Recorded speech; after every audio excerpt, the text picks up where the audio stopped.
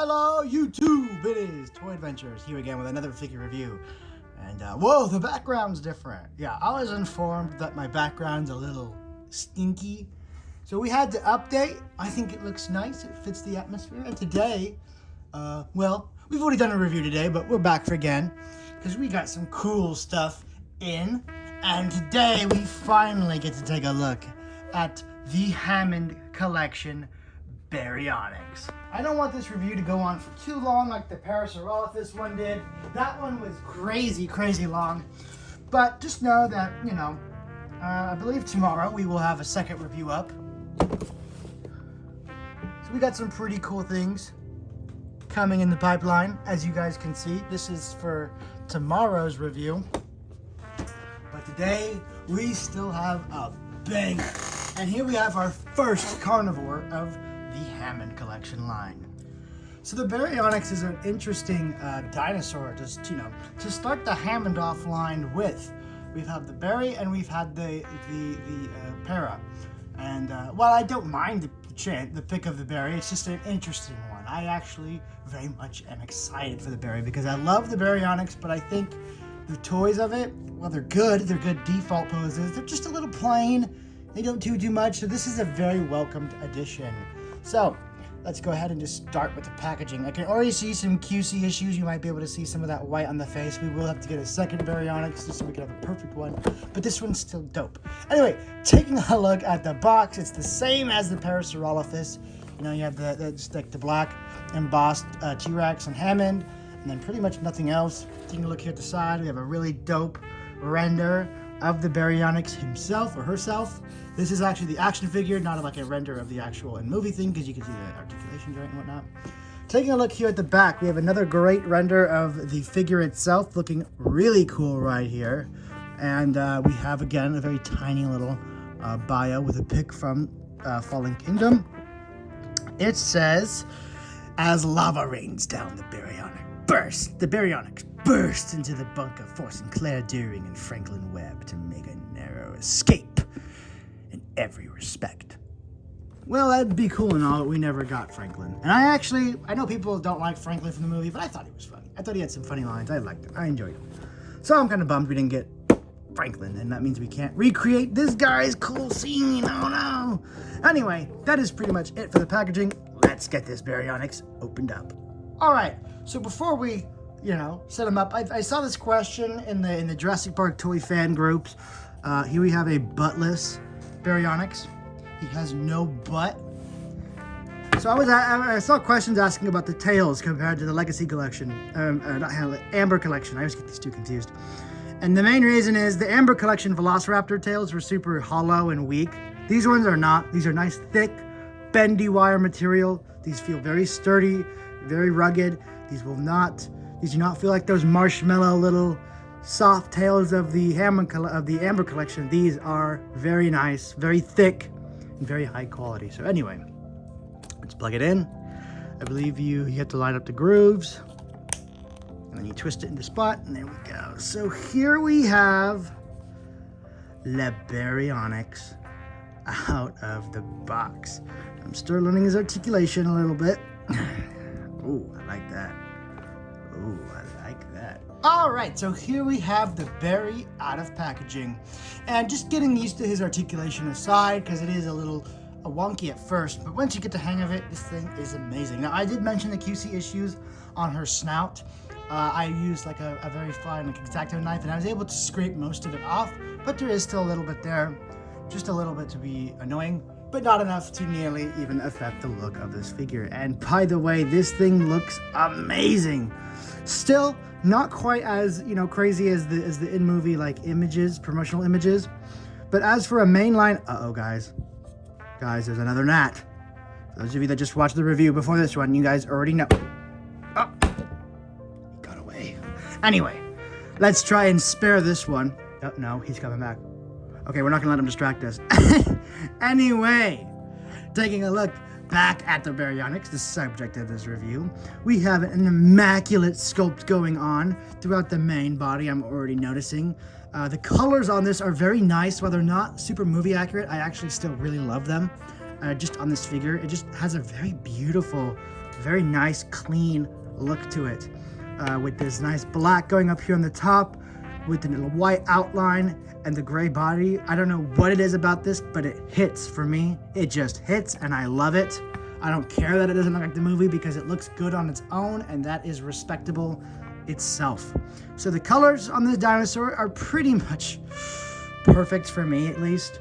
While they aren't completely faithful to the movie, they are good enough and sharp enough to where I can just enjoy them fully. So first we're going to take a look at the paint up here on the face. I guess not first because we already looked at it. And it is super good. You can already tell. We have a very nice black fade coming from the top of the head. Let me try and get it centered on the screen. Top of the head right here that moves down and fades into the regular grayish kind of beigeish color of the main body. And you have that, you know, little blue bit around the eye that this Jurassic World Baryonyx is known for. So that's cool. You have all the iconic colors you need. And moving down here to the body, you can tell that the white stripe starts right about here and continues all the way on to about right here on the tail. And yes, the fully tail is painted. I mean, come on, they couldn't cheap out on the adult collector series. And okay, so I hear some of you guys saying that this is not quite an adult collector series. Well, I agree. This is, you know, at least aimed at an older audience. Not that you have to be older to enjoy it or buy it. Everybody's gonna love these. These are articulated dinosaurs. Everybody from a toddler is going to love these. But they were made mainly for adults in mind who want more from the dinosaur toys, who want like more articulation, more detail. This is really here to appease the adults while also getting the kids psyched. So it's just a win-win for everybody, you know? Anyway, getting back onto the sculpts. Now we're gonna take a look at the sculpts because that's another place this toy absolutely excels in. Again, starting up from here from the head, you have an excellent, you know, the Jurassic World shrink wrap look. A lot of paleontologist fans will tell you that the Jurassic Park dinosaurs look shrink wrapped. They do. You know, you wouldn't normally see the outline of their facial bone structure from the outside. It would be, you know, if they're eaten well enough, it'd be puffed up and you wouldn't really see all these little ridges and whatnot where like the skull is. That's a Jurassic Park thing. Moving down here to the back of the neck, all these osteoderms and plates on the neck are fully sculpted, going all the way back down. I mean, just look at how crazy this is, this sculpt going all the way down the back through the tail, stopping and right about here on the tail is when all those osteoderms really stop moving. And then you have that classic like rib cage, the detail. This thing is just decked out with sculpt everywhere you look. And this is why I kind of say that it's kind of an adult collector. Not that you have to, again, not that you have to be, but that's kind of who they're trying to please here is the adult fans, because they're going all out with all of this sculpting detail. Normal Jurassic World sculpting for Mattel is good, but this is a step above, especially in the paint. That's how you know that these are meant to be taken seriously by adults, because they didn't cheap out on the paint anywhere on this thing. While it's not 100% movie accurate, it's just there enough to where you know what it's supposed to be. You know, if you really need a movie maquette, you can custom paint it, and with the sculpt added, you'll have your perfect movie maquette if you're willing to put in the detail. All right, so I cannot geek about this forever, right? Let's get moving before I just keep rambling and get on to articulation, the Hammond line's big selling point. So, starting right here with the head, of course. The mouth is on a hinge jaw. You can get them open just about that far. You can push it a little bit more, but I don't want to risk breaking it. This is how far it can open comfortably.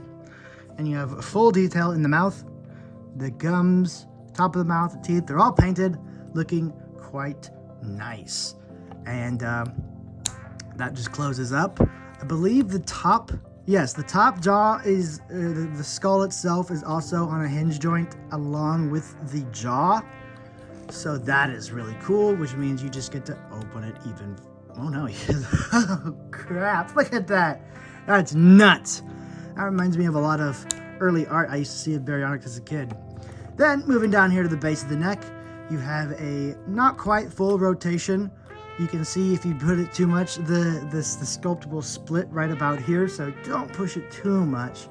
But you do get a good solid up movement, and you can look down, As you can see, the neck here, the joint here at the neck is a bit loose. You do get a 360 rotation. You can move up very generously, move down pretty good. Moving down here at the shoulders, you have, as you can see, the hinge rotation. So 360 degrees right here in his little arms, and it rotates and it hinges at the shoulder. So you can get it out just about that far. In about that far, moving down to the elbow, it is the same deal. Full 360 rotation, hinge, it's looking good. Again, I said this with the Parasaurolophus, the only other joint I think this thing really desperately needs is the hinge. And some of you guys have pointed out that the Amber collection did have hinge joints on the Raptors, so I really hope they just add that one more joint for the hinge, for the wrist, because that would be really awesome. Other than that, this thing is pretty much perfect. Coming down here to the hip, you have a 360 rotation, and just like the Parasaurolophus, it locks in certain places. So right here is one lock.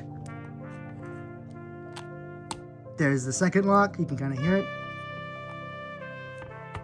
And there's okay. So it locks the top and it locks at the bottom, keeping the hips right here from getting loose. Moving down here to the knee, again a hinge rotation. It pushes out about that far. Moves in about that far. You got another one right here at the shin. So you can, it's a little stiff, so be careful while moving it. Hold it from the base of the joint. Don't move it from the bottom. Hold it from the base of the joint so you don't break it. Moves out, kick up about that far, and then you can make it straight. So plenty of movement there. And then of course at the ankle, you do have a full rotation that you can make it go not quite straight out, but enough to have like the running poses that you would want. And it hinges, moving back into place. And of course, as I showed before, the bendy tail is quite amazing. You have a full 360 rotation on the tail, and it's technically fully articulated because it is a bendy wire. And of course, paint on the nails, paint on the feet. I mean, this is a premium figure, premium in terms of Mattel. This is where they take the line seriously, and I'm very happy. I'm just gushing over this thing. It's a fully articulated carnivorous dinosaur, and I'm very happy. I'm a big fan of the Baryonyx. I like it. So this really does appease me. But let's see how big it is and compare it, obviously, to its other Mattel counterparts, but to other things in the Mattel line. Baryonyx, Baryonyx, Baryonyx, Baryonyx, Baryonyx. Here is so far all of the Baryonyxes. Now, funny enough, I could not find my original Baryonyx figure, which is weird, but it's okay. I wanted to show you guys these ones first anyway. This is just all the other Baryonyxes we've gotten from Mattel, the many different versions of what was originally just the Savage Roarers or whatever they're called. Which was a solid figure, I think, a great first release for the Baryonyx. Other than all these, I think this one would have been my favorite because it has just a little bit of articulation in the neck. But of course, it's been completely trounced by our new queen here. And while I don't have the Baryonyx to compare loose, I do actually still have a brand new in the box Baryonyx figure. So we can compare them together. And as you can see, this one knocks it out of the park. Completely outclasses what we got before. This has committed the sin of Mattel's super simplified color schemes that are just the basic overall primary colors of the dinosaur in the art with no real detail to it. And it still looked good for us back then. I mean, this was serviceable back then, but now look at this thing. I mean, the difference is quite drastic, quite Jurassic, if you will. I mean, just look at that. So, that is Baryonyx's aside. Next up, of course, we gotta compare it to a Mattel human. This is the scale the Baryonyx is in, the 1/118 scale, and that's why this line is so magical for me. Honestly, what did they even do the Amber Collection line? That still boggles me to this day. Why did they ever even invest in that? It was probably one of the most silly design choices Mattel has ever made. One of the biggest blunders of their time. It's just like dipping their toes into 6-inch and then never committing to it, and then realizing, oh, wait a minute, our fans actually like the 1/118 scale, the line we've already established thus far. We should probably make articulated figures of those. And such, the Hammond collection was born. I wish we just had this from the beginning. We'd have our Rex by now. But better late than never. Anyway, this is how the humans scale in. Perfectly, absolutely perfectly. This looks amazing. And, of course, next, this guy is actually smaller than the Parasaurolophus. And while that is correct, it's just a little funny to think about. I like it a lot. I like this a lot. Our two first dives into fully articulated 1/118 scale dinosaurs from Jurassic Park specifically. Not just Creative Beast Studios, which are amazing. They are amazing, but they're not designed like the Jurassic Park dinosaurs we know. These are. And that's why I am geeking and gushing in every Hammond collection review I will do. That Raptor and that Ian should drop soon. I can't wait until our reveals for the next dinosaurs in the line. Oh my goodness. And that segues perfectly into the final comparison for today, which is the brand new T-Rex from Dominion. I'm sure a lot of you guys will be getting this Rex, so this is a good comparison, and it is perfectly in scale. Now, just looking at this Rex gets us all excited for what the Hammond collection Rex might look like. Will we get repaints of the bull, of the doe, of the junior? What will happen? The doors, the floodgates are open, my friends, and it is time to let the water rush through. We need to dedicate ourselves to this line. I think this is Mattel's most profitable idea yet, but we'll see. Guys, thank you so much for watching. This has been Toy Adventures, bringing you another epic dinosaur review. Only the best. You guys know I usually skip the lesser reveals and only go straight for the good stuff. Thank you guys so much for watching. This has been Toy Adventures. Once again, signing out for today. And I'll see you guys in the next review and the next toy movie. Peace!